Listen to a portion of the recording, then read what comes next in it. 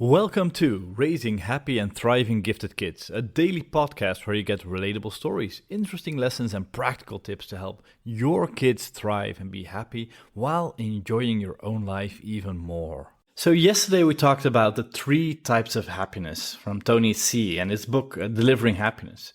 But they're actually coming from a much broader base of research, and it's called Applied Positive Psychology. And this is a field and was founded by Martin Selegman. And Martin Selegman is a psychologist, and he became the president of the APA. And as a president of the APA, you can kind of designate a direction in which the psychological research should be done in, or you can give suggestions for that.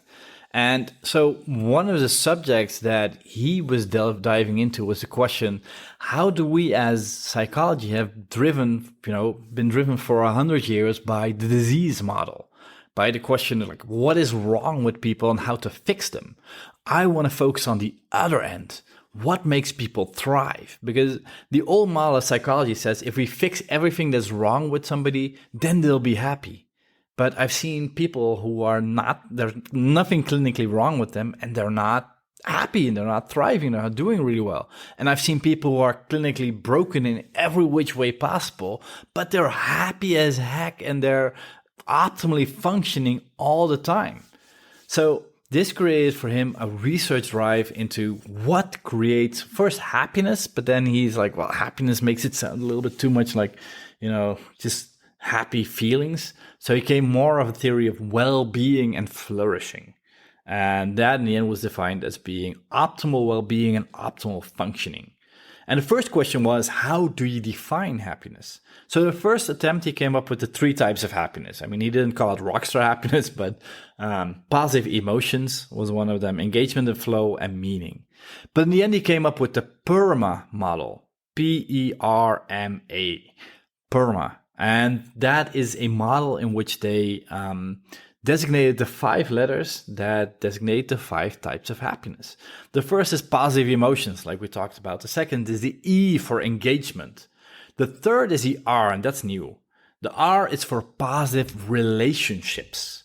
The positive relationships are things that, we as human beings are drive to be happy, to be with other people, but especially with other people who get us, where we can be ourselves, when we can feel safe. And this is one of the challenges for gifted kids. I mean, often they get kind of like the message, you are okay if you adjust to fit in. Like if I look back at my youth, like that was one long round of being and learning how to be a chameleon. Like at some point, I'll probably talk about it later on, but I was really unpopular, and I decided to become popular just by buying a stack of books on psychology and group dynamics and stuff like that, just to figure out what to do and how to get people to like me. And the most impressive thing, by the way, is it worked. When I did the things that were in the books, people liked me, but then I was like, I'm just playing a role. This is like weird. So we're talking about PERMA, positive emotions, engagement, relationships, or positive relationships. The 4th letter is the M for meaning, which you already had, and the 5th is the A for achievement. We are built to be happy to achieve. When we achieve something, we are happier than when we are not. And that could even be, reaching level 10,000 on, fishdom, guilty as charged. It's a moment. You're happy. I mean, it's completely useless, but you still reached a milestone that you were looking for.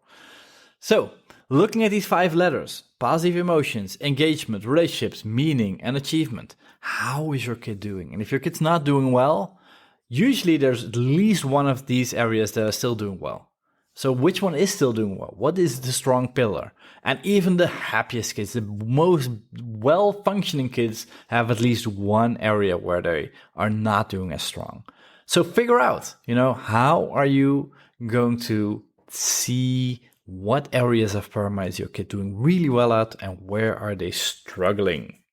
Okay, cool. Check it out and maybe discuss it with your kid. If you liked this episode of Raising Happy and Thriving Kids, don't forget to subscribe to the podcast in your favorite podcast software.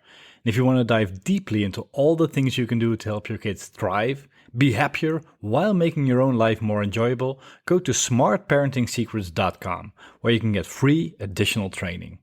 Hope you enjoyed this episode, and as always, bring out the best in yourself and each other.